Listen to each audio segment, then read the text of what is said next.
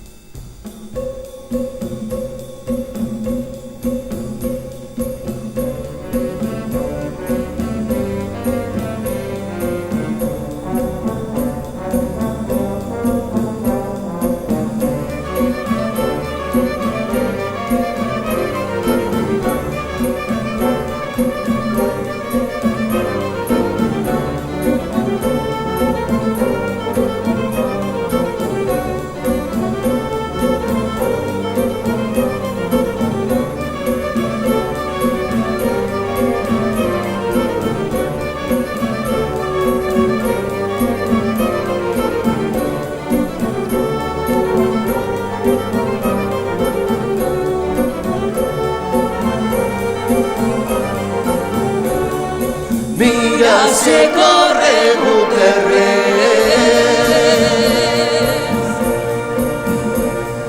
mira se corre Guterres, que está en Alfarrasí, en Alzaneta y Albay.